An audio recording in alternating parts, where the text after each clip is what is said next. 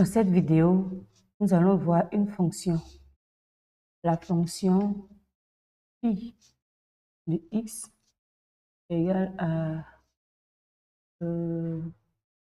3 sinus exposant 5 de x moins 5 sinus exposant 3 de x plus 1. Dans la première question, la fonction qui est définie sur R. C'est une fonction qui est définie sur R. Dans la première question, on nous demande d'expliquer pourquoi l'étude de phi sur l'intervalle moins pi pi permet de tracer entièrement C. C, c'est la courbe de la fonction phi. On demande pourquoi l'étude de la fonction phi sur l'intervalle qui est là permet de tracer entièrement C.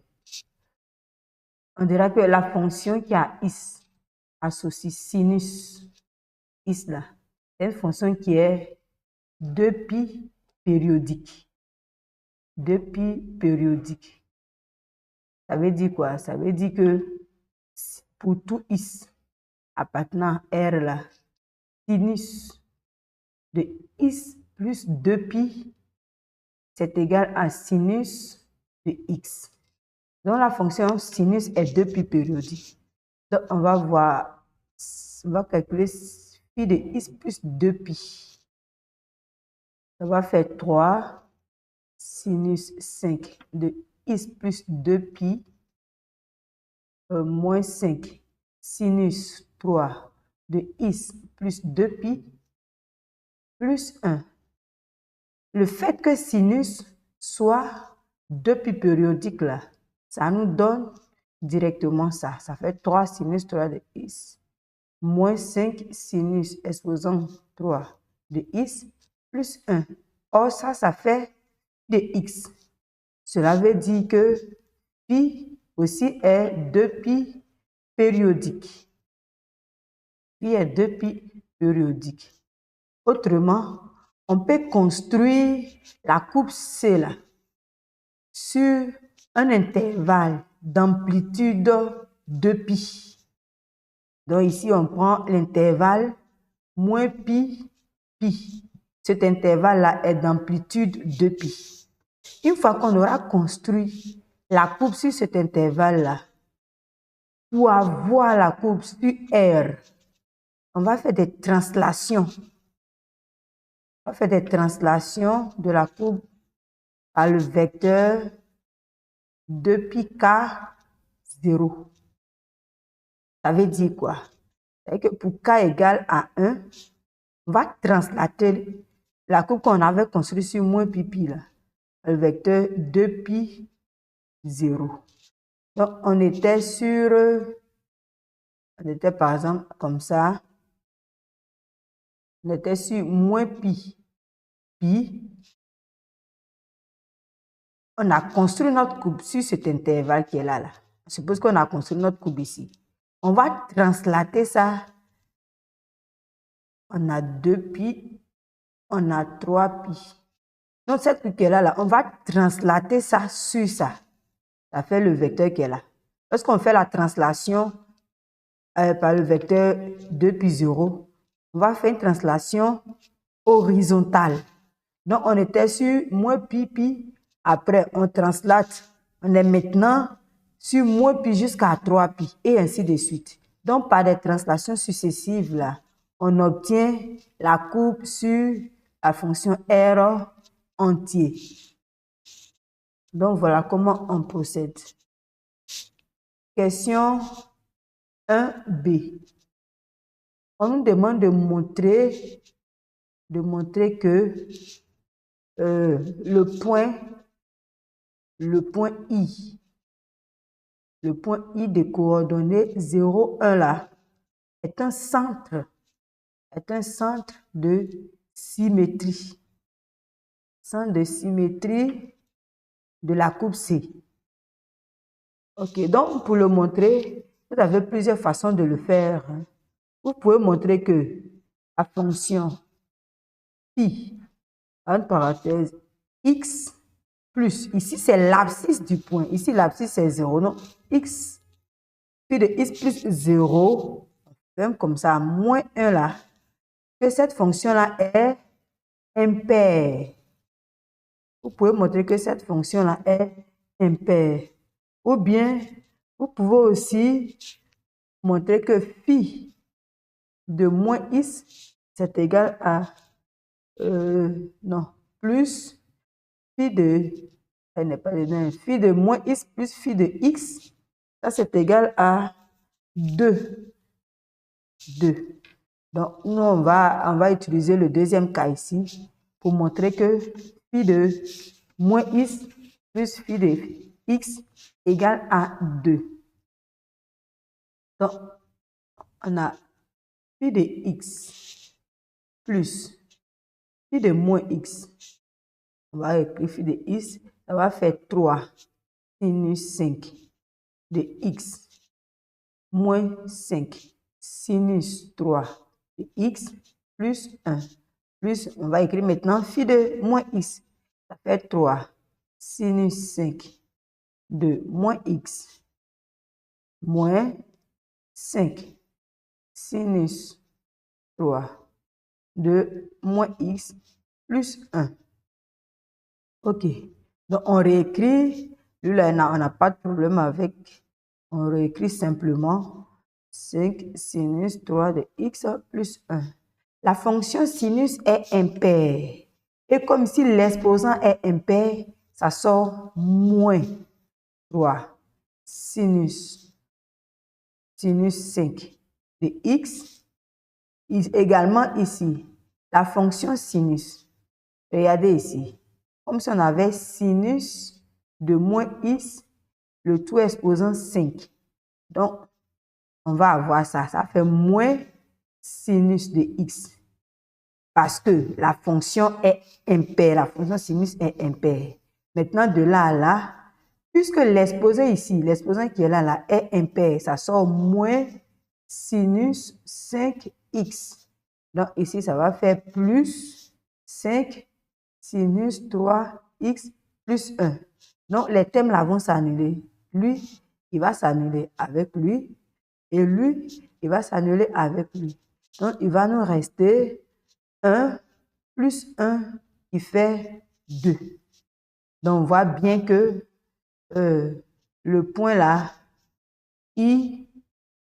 le coordonnée 1, 0 est bel et bien un centre de symétrie. C'est un centre de symétrie. OK. Je le disais ici, on n'a pas une seule méthode, on a plusieurs méthodes.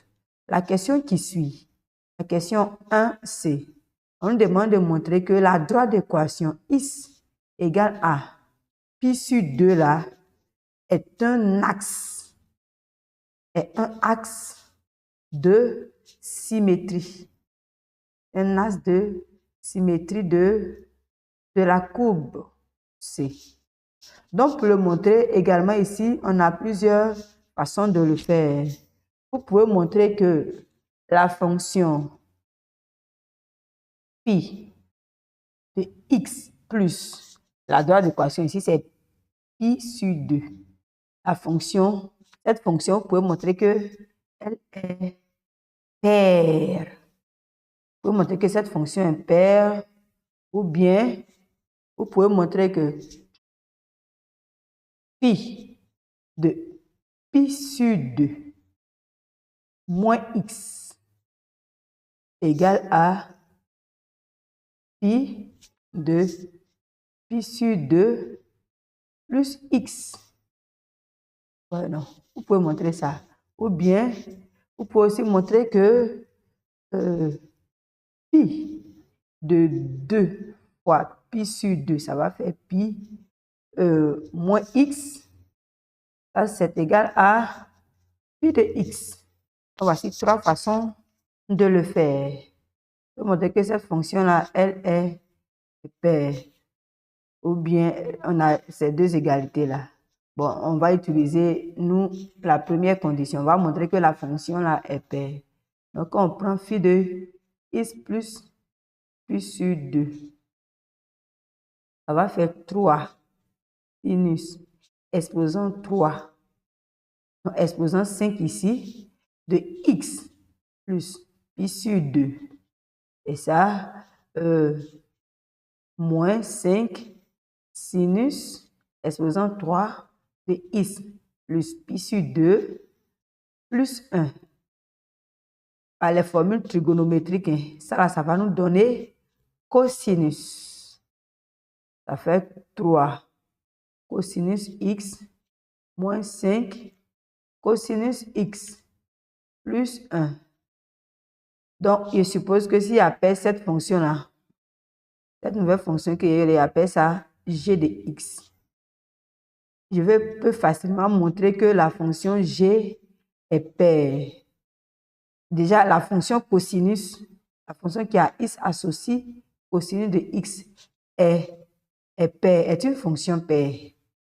Dans la condition sur x, il n'y a pas de problème. Si x appartient à d de f, moins x également appartient à d de phi du moins x appartient. Donc, on va calculer g de moins x. G de moins x, ça va nous faire 3. Excusez-moi, hein. Il y a les exposants que je sautais ici. Hein. Ok.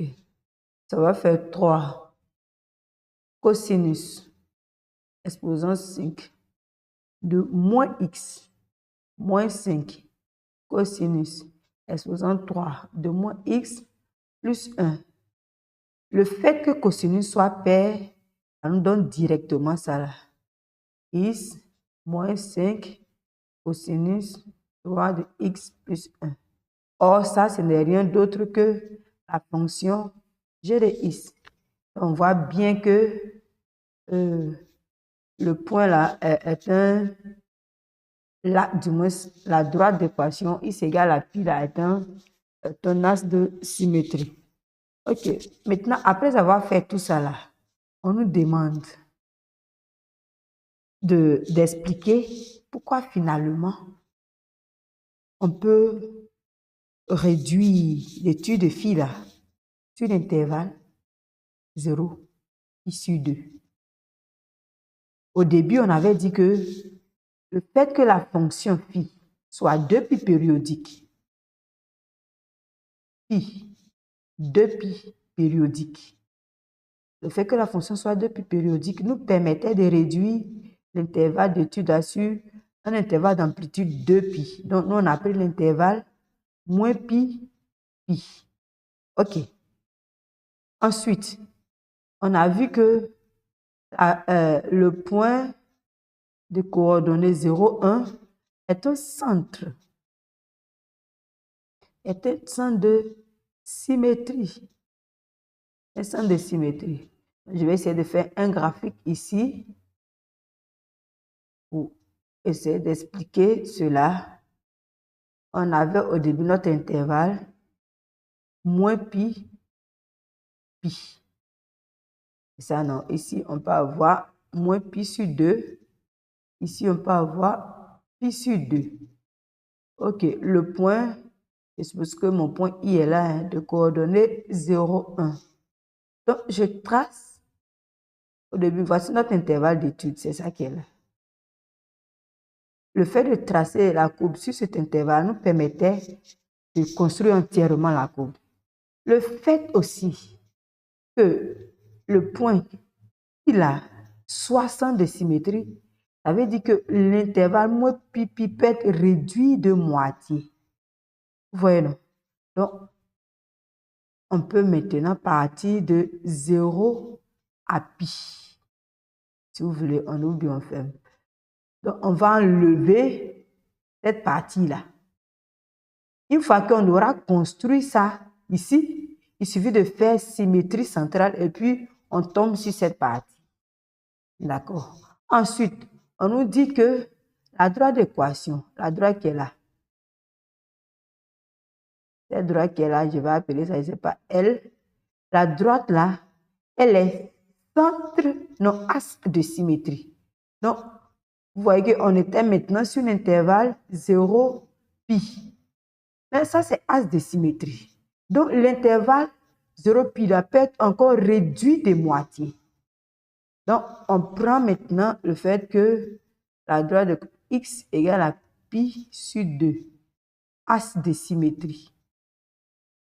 As de symétrie nous permet de réduire encore l'intervalle, cette fois-ci de 0 à pi sur 2.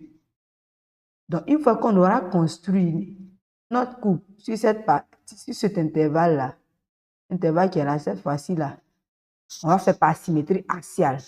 On va tomber sur 0 pi. Enfin, on fait par symétrie centrale, on va tomber sur moins pi pi. Donc, voilà pourquoi, après la périodicité, le fait qu'on ait un centre de symétrie et puis un axe de symétrie nous permet de réduire notre intervalle d'étude à 0 pi sur 2. La deuxième question. Ici, on a une nouvelle fonction, si c'est égal à 3. X exposant 5 moins 5 x au cube plus 1. Oh, la première question, on n'a pas de problème là-bas. On nous a demandé de calculer certaines valeurs. Donc, au niveau des calculs des images, il n'y a pas de problème. Question B, on demande de dresser le tableau de variation de la fonction psi. Tableau de variation de la fonction de psi. Pour dresser le tableau de variation, il va falloir d'abord dériver. La fonction phi est un polynôme, donc elle est dérivable sur R. Donc on va dire que pour tout x appartenant à R, on va dériver psi prime de x. Ça va nous faire 15 x exposant 4 moins 15 x au carré. Donc vous voyez qu'on peut facilement simplifier, factoriser. Ça fait 15 x au carré. Ça va faire x carré moins 1. Là également, on peut factoriser, ça fait 15. X carré fait x moins 1, x plus 1. D'accord.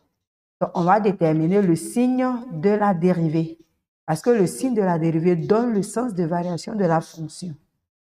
Donc ici, si de x égale à 0, ça équivaut à le terme qui est là. 15x au carré égale à 0. Ou bien x moins 1 égale à 0. Ou encore x plus 1 égale à 0. Ça nous donne 3, 0, x égale à 0, ou x égale à 1, ou x égale à moins 1. Donc, on va venir faire ce qu'on appelle le tableau de signes. Tableau de signes, pour être plus explicite, que vous puissiez bien comprendre, tableau de signes de psi prime, c'est-à-dire de la dérivée.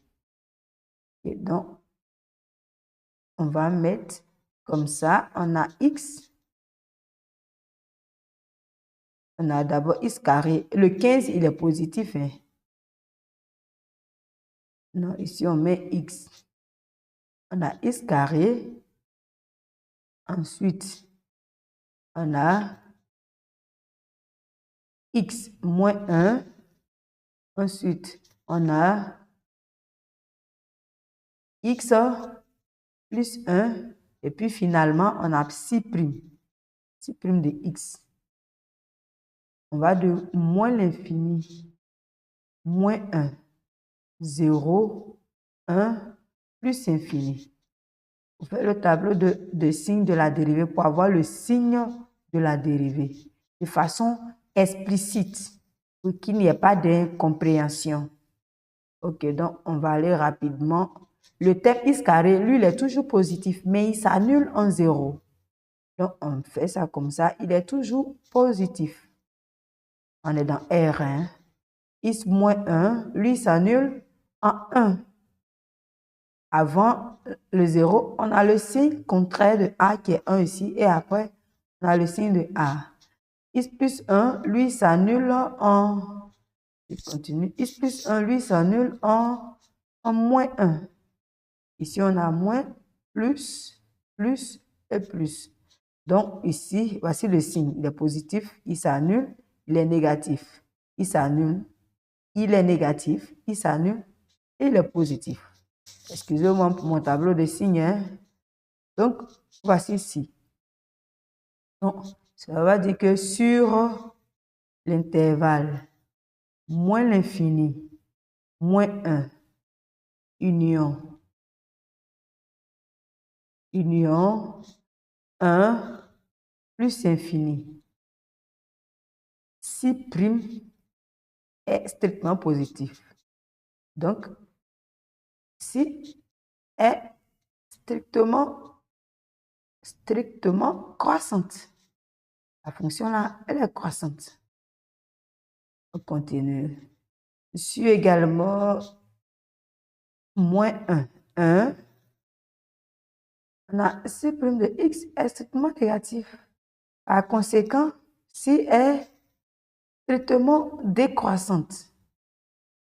Donc, à partir de là, maintenant, on peut faire le tableau de variation, puisqu'on a le décroissante. On a maintenant le sens de variation. On va venir faire le tableau de variation. Tableau de variation. On fait ça rapidement. On a x. On a C' de x. Et puis on a psi.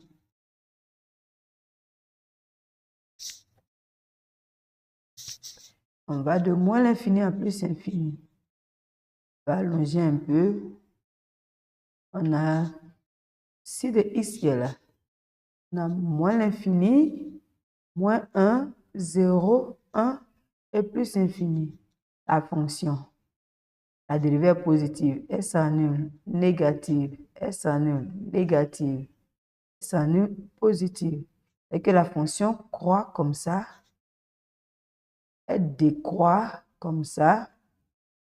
Et puis elle croît. Les limites. La limite en plus infini de psi, c'est un polynôme, donc on prend le terme du plus haut, on prend le monôme du plus haut degré. Donc ça va faire 3 x 5. Et comme en plus infini, ça fait plus infini. Donc ça nous donne plus infini. La limite en moins l'infini, c'est pareil hein, de psi de x.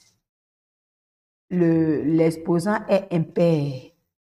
Donc, en moins l'infini de 3x5 là, ça nous fait moins l'infini. Dans notre tableau de variation, ici, c'est moins l'infini. Quand on calcule psi, le psi, c'est 3x5 moins 5x3 plus 1. Ça, en 0, ça fait 1. Donc ici, là, ça fait 1 ici. En moins 1, comme si, je vais calculer ici, ici de moins 1, ça fait moins 3 plus 5 plus 1, ça fait moins 3.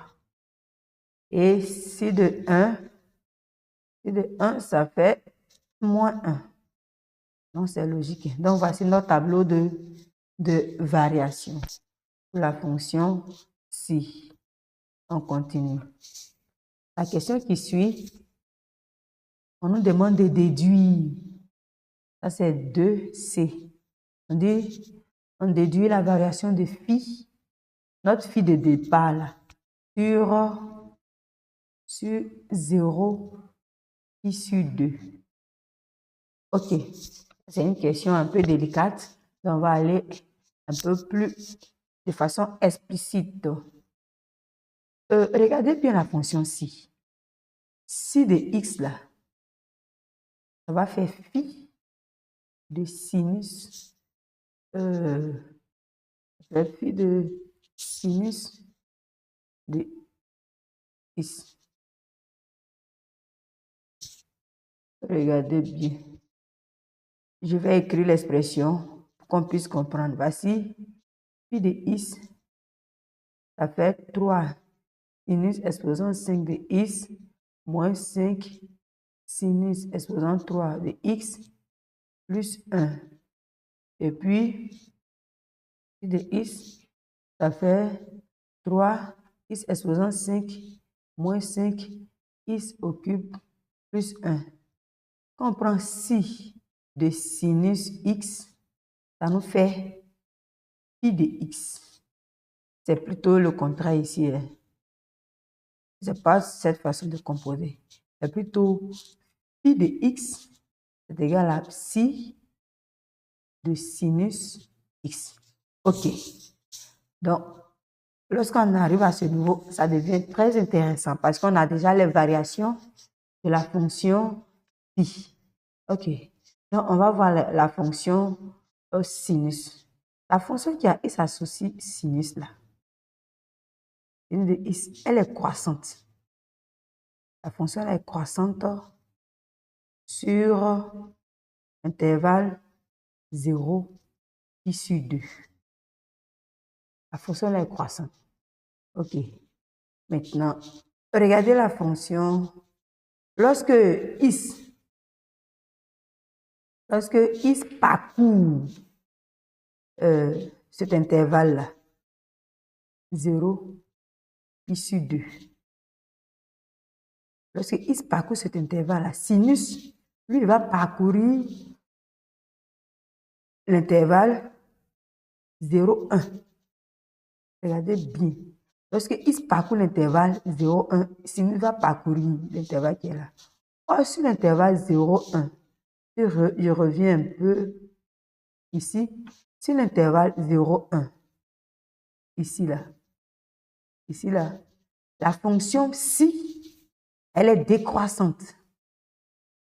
Voilà. Or, psi est décroissante. Elle est décroissante sur l'intervalle 0, 1. Donc, par composition, je rappelle que la composition d'une fonction croissante et d'une fonction décroissante est une fonction décroissante. Par composition, la fonction phi là, phi, qui est la composition de la fonction sinus et de la fonction psi. Cette fonction phi là est décroissante. Elle est décroissante sur 0 pi sur 2. Elle est décroissante sur 0 pi sur 2. On va venir faire son tableau de variation. On va faire le tableau de variation. On a x. Cette fois-ci, le x parcourt 0 pi sur 2. Vous allez voir que le tableau n'a pas la dérivée, donc on met directement phi. On a x et puis on a phi. Vous allez voir que le tableau va confirmer. On a 0 et puis on a pi sur 2. OK. On a dit que la fonction, elle est décroissante. Quand on calcule phi de 0, ça fait psi de sinus de 0. Sinus de 0, ça fait 0, ça fait psi de 0. Psi de 0, on a trouvé 1. Donc ici, c'est 1. Ensuite, pi de pi sur 2, ça va faire psi de sinus de pi sur 2. Ça va nous faire psi de sinus de pi sur 2. Ça fait 1. Oh, regardez dans notre tableau de variation ici. Psi de 1, on a trouvé moins 1. On revient. Ici, ça fait moins 1. Vous voyez que ça confirme bien que notre tableau de variation est correct. Donc, voici un peu de quoi il s'agit dans cet exercice. Si vous avez des incompréhensions, vous pouvez laisser ça en commentaire. Merci.